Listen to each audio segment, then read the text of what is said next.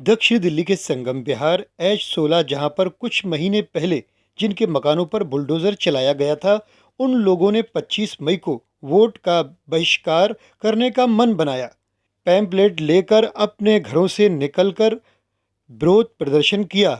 वहीं इस खबर को कवरेज करने पहुंचे पत्रकारों पर भूमाफियाओं ने गुंडों से करवाया जानलेवा हमला।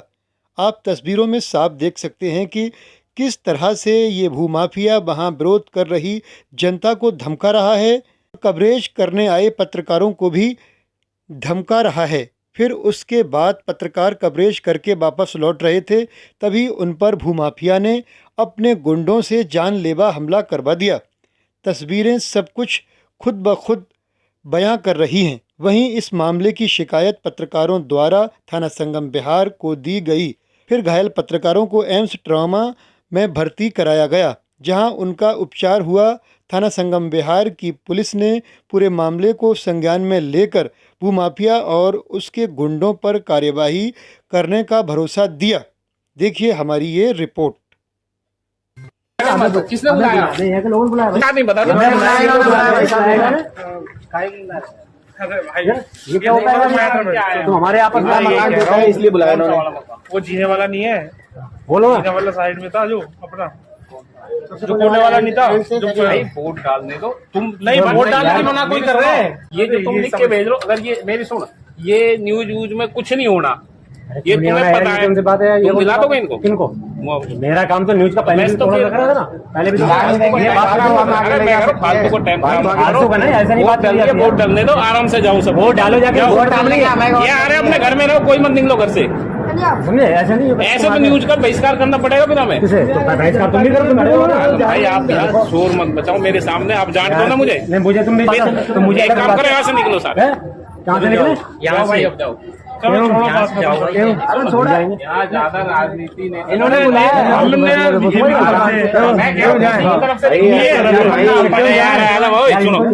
यार ये ठीक है, ये उंगली जो ये कह रहे ठीक है।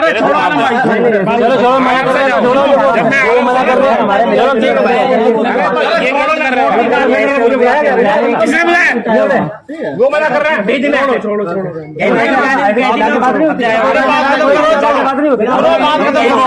हमारे अपने आदमी। अरे अपने आदमी तुम अपनी केस कैसी कर रहे हो? क्या पता यार, तुम पूछिए आने से पहले मुझे क्या कर रहे हैं? घर किसका है?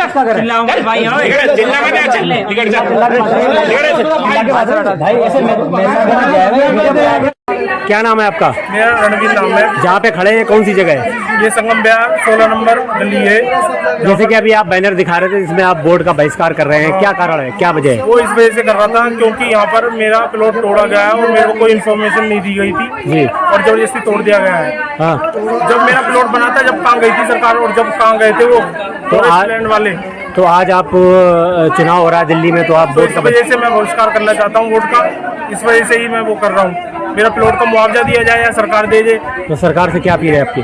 कि मेरा मुआवजा तो मिले मुझे। मेरा जो प्लॉट टूटा है और जो बनाया था हमने पैसा, वो मुआवजा तो मिले हमारे को कम से कम। जिस तरीके से यहाँ पर ये जमीनें बेची गई, आपने कब खरीदी थी? मैंने 5-6 साल हो गए करीब। किससे खरीदी थी आपने? सामवीर भाई से खरीदी थी। तो सामवीर भाई। हाँ, तो ये जमीन उन्होंने ये बताया नहीं था क्या था? नहीं, वो बोल रहे थे कि हम केस लड़े, वो क्या बोलते हैं, हमारी ये जमीन, ये बोलते हैं वो तो।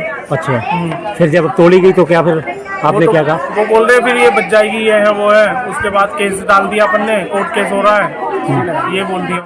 अब ये अपील है, पूरी पब्लिक को धमकाया गया हुआ है यहाँ पर, सब लोगों को। कुछ कागज भी फाड़े गए हैं यहाँ पे। नहीं, ये ऐसा सरकार क्यों कर रही है हमारे साथ नाइंसाफी?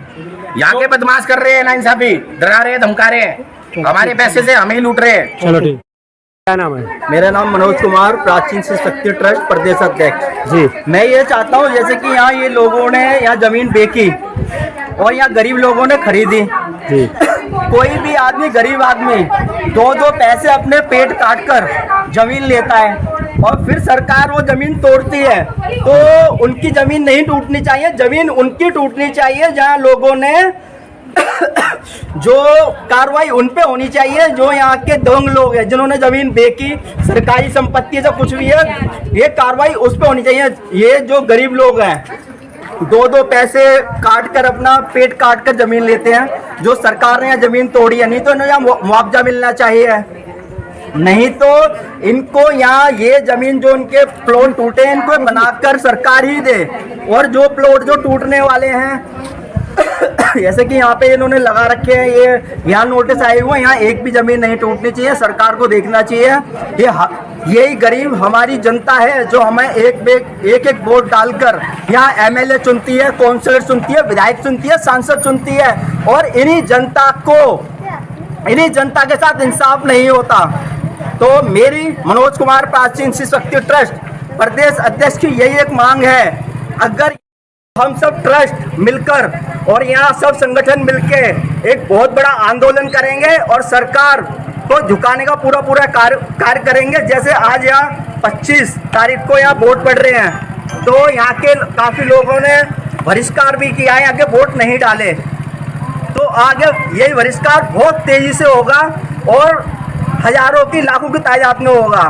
मैं ये मैसेज देना चाहता हूँ बीबीसी के माध्यम से कि यहाँ की जो भी कच्ची कॉलोनियाँ संगम विहार के दरवाई और किसी भी दिल्ली में कोई भी कॉलोनी है, अगर सरकार तोड़ने से पहले सरकार ये भी तो देखे ये ज़मीन कितनी पुरानी है। यहाँ सरकार एक सुप्रीम कोर्ट का एक ऑर्डर भी है, जो आदमी 5 साल से 10 साल से अगर किसी ज़मीन पर बैठा हुआ है तो वो ज़मीन नहीं हटाई जाए।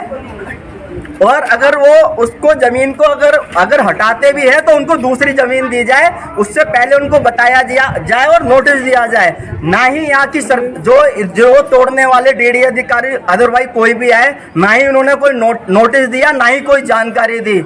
और यहाँ के जो दबंग लोग, व्यापारी लोग जो ये प्रॉपर्टी का काम करते हैं, ये पहले ज़मीन सरकारी संपत्ति बेच देते हैं और फिर ये आगे कंप्लेंट लगाते हैं कि ये जमीन सरकारी है। फिर यहाँ ये तोड़ने वाले आते हैं, फिर इनसे बहुत लंबी चौड़ी उगाई करते हैं यहाँ के दबंग लोग। तो इन दबंग लोगों पे भी कार्रवाई होनी चाहिए। प्राचीन शिव शक्ति ट्रस्ट प्रदेश अध्यक्ष के माध्यम से मेरा यही बोलना था। और मैं बीबीसी न्यूज़ का बहुत धन्यवाद देता हूँ कि उन्होंने मेरे को अपने माइक पे बोलने का, न्यूज़ में अपनी बात रखने का गरीब लोगों के लिए मौका दिया। जय हिंद, जय भारत माता। यहाँ पर नमस्कार करता हूँ। और जैसे कि बता रहे हैं हमारे सोनू गुप्ता जी प्राचीन शिव शक्ति ट्रस्ट के माध्यम से बोल रहे थे कि जिन गरीबों लोगों का यहाँ मकान है, बड़ी मुश्किल से उन्होंने मकान लिया है और उन्होंने बनाया है और बड़ी मुश्किल से वो अपना घर बसा रहे हैं, घर चला रहे हैं, जिसकी कारण यहाँ के कुछ दबंग बदमाश है और जो दबंग नेता हैं वो आकर यहाँ पर पब्लिक को धमकाते हैं और पब्लिक के साथ गलत करते हैं और मकान तोड़वाते हैं। पहले मकान बेचते हैं, उसके बाद गलत करते हैं और मकान बिकवाते हैं और तोड़वाते हैं। ये दोनों काम एक साथ करते हैं पब्लिक के साथ। ये धोखा होता है पब्लिक के साथ, ये धोखा नहीं होना चाहिए, क्योंकि हम इस देश के नागरिक हैं। हमारे बुजुर्गों ने बलिदान दिया इस देश के लिए। अगर हमारी जमीन टूट जाएगी तो हम कल किस लिए रहेंगे, हम कैसे रहेंगे, हमारे बच्चे कैसे रहेंगे, इन गरीबों के बच्चे कैसे रहेंगे, इनका क्या होगा? कोई देखने वाला नहीं है, कोई समझने वाला नहीं है। हमारी गवर्नमेंट को ये सोचना चाहिए इन पब्लिक के लिए। हम इसका जवाब देंगे गवर्नमेंट को कि हमारे ये मकान जो टूटे हैं ये गलत टूटे हैं और ये हमारे भाई का मकान टूटा है, इसके लिए हम खड़े हैं, भाई के लिए और सब भाइयों के लिए हम खड़े हैं। अगर किसी का मकान टूटेगा तो हम दिलो जान से और हिम्मत से, अपने ताकत से हम लड़ेंगे गवर्नमेंट से। अभी कुछ लोग दबंग लोग आए थे, वो पब्लिक को धमका के गए थे, उनका नाम पता कुछ मालूम है आप लोगों को? रणवीर भाई को बताए, नाम बता भाई, बताओ रणवीर भाई, बताओ नाम, बताओ उनका क्या है नाम, पता नहीं है क्या नाम है, नाम बोलो, नाम बोलो। सामने आने पे पहचान लेंगे, सामने आने पे पहचान लेंगे। यहाँ की जनता को, पत्रकारों को धमकाने का प्रयास करा, धमकाया, उन्हें सामने आने पे पहचान लोगे, पहचान लेंगे, हम भी पहचान लेंगे इसको।